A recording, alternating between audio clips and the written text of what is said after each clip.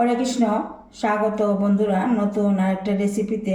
তো আজকের এই রেসিপি হলো ভেজিটেবল স্প্রিং রোল। আমি তৈরি করলাম একদম খুব সহজভাবে, খেতে কিন্তু একদম দুর্দান্ত হলো, অসাধারণ, দেখতেও লোভনীয়।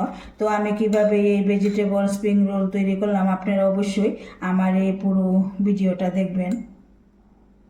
স্প্রিং রোলটা তৈরি করার জন্য আমি এখানে একটা ব্যাটার তৈরি করলাম। তার জন্য আমি এই বাটির মাপ করে এক বাটি ময়দা নিলাম, আর এই চামচটা দিয়ে 2 চামচ কর্নফ্লাওয়ার নিলাম। নিয়ে খুব ভালোভাবে জল দিয়ে গুলে এইভাবে একটা পাতলা ব্যাটার তৈরি করে নিতে হবে।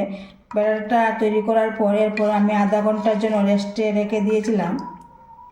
তো এবার চুলাতে একটা ফ্রাই প্যান বসিয়ে দিলাম, একটু তেল দিয়ে দিলাম। তেলটা আগে এইভাবে ব্রাশ করে নিতে হবে। তো তেলটা দেওয়ার পর একটা টিস্যু পেপার দিয়ে তেলটাকে আগে খুব ভালোভাবে মুছে নিতে হবে। তো মুছে নেওয়ার পর এবার ব্যাটারটা দিয়ে দিচ্ছি, দিয়ে এইভাবে গুলিয়ে দিতে হবে। ব্যাটারটা দিয়ে দেওয়ার পর কিছুক্ষণ অপেক্ষা করে নিলাম। এবার দেখুন সহজভাবে কিন্তু এটা উঠে যাবে, এই দেখুন উঠে যাচ্ছে। তো এইভাবে কিন্তু বানিয়ে একটা একটা করে নিতে হবে। বানিয়ে নেওয়ার পর আরেকটা এখানে রাখবো, তার আগে একটু ময়দা এইভাবে দিয়ে রাখতে হবে, না হলে একটার সঙ্গে আরেকটা লেগে যাবে। তো সবগুলো কিন্তু আমি বানিয়ে নিলাম।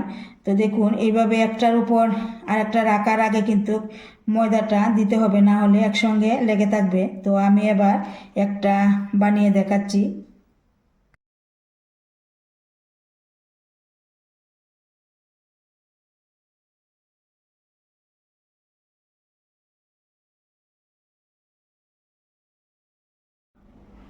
তো কী কী সবজি নিলাম আমি, বাঁধাকপি নিলাম, গাজর, ধনেপাতা, আলু আর নুডলস নিলাম, সোয়াবিন আর কাঁচা লঙ্কা। তো আপনারা চাইলে আরও অন্য ধরনের সবজিও এইভাবে ছোটো করে কেটে নিতে পারেন।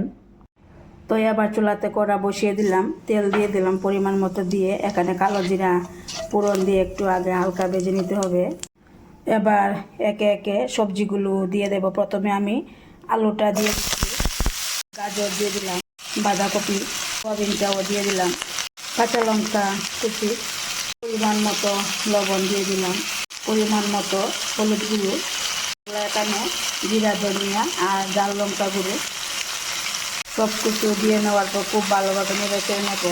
আর নুডলসটা আমি কিছুক্ষণ পরে দেবো। সবজিগুলো কিছুটা সেদ্ধ হয়ে আসলে তারপরে নুডলসটা দিতে হবে। তো এবার এইভাবে নেড়ে চেড়ে এখানে সবজিগুলো কিছুক্ষণ রান্না করে নিতে হবে। সবজিগুলো এখানে সেদ্ধ হয়ে গেল, আর কিছুক্ষণ রান্না করে নিলাম। এবার এই নুডলসটা দিয়ে দেব। দিয়ে দেওয়ার পর খুব ভালোভাবে নেড়ে চেড়ে কিছুক্ষণ আবারও রান্না করে নেব। তো নুডলসটা দিয়ে দেওয়ার পর কিছুক্ষণ সবজি রান্না করে নিলাম। এবার ধনেপাতা কুচি দিয়ে দিতে হবে, দিয়ে কিছুক্ষণ নাড়াচাড়া করে এরপর নামিয়ে নিতে হবে। তো এইভাবে আমি এই সবজিটা রান্না করলাম। সবজিটা আমি রান্না করে কিন্তু নামিয়ে নিলাম। তো আমি যে ভেজিটেবলের পুরটা বানিয়েছিলাম, তো এবার দিয়ে দিচ্ছি, পরিমাণ মতো দিয়ে দিতে হবে। তো এবার এইদিকে এই সাইডে এইভাবে বলে নিতে হবে, আবার সেমভাবে এই সাইডে বলে নিতে হবে। তো এবার এইভাবে আবার একদম গোল করে রাউন্ড করে নিতে হবে, এই যে। তো এইভাবে কিন্তু আমি বানিয়ে নিলাম, সবগুলো আমি এইভাবেই বানিয়ে নেব। তো সবগুলো কিন্তু আমি বানিয়ে নিলাম। এবার বেজে নেব। কড়াতে তেল দিয়ে দিলাম, তেল গরম হয়ে গেল। তো একে একে দিয়ে দেব, দিয়ে এগুলিকে বেজে নিতে হবে।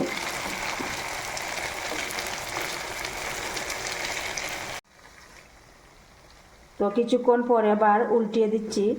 এইভাবে সবগুলোকে উল্টিয়ে দিতে হবে, আর যখন ভাজা হয়ে আসবে তো নামিয়ে নিতে হবে। ভাজা হয়ে গেল, তো এবার নামিয়ে নিচ্ছি।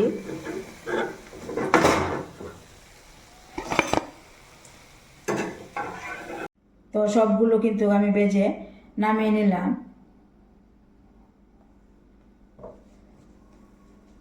তো তো এই স্প্রিং রোলটা কিন্তু আপনারা চাইলে চায়ের সাথেও খেতে পারেন বা এমনিতেও খাওয়া যায়, তাছাড়া চচ দিয়েও খাওয়া যায়। তো আমি এখানে টমেটোর এই চচ নিলাম, এই চচটা কিন্তু আমি নিজে ঘরে তৈরি করেছি, তার ভিডিও কিন্তু আমি দিয়েছি। তো আপনারা চাইলে টমেটো সসের ভিডিওটা অবশ্যই দেখে আসতে পারেন।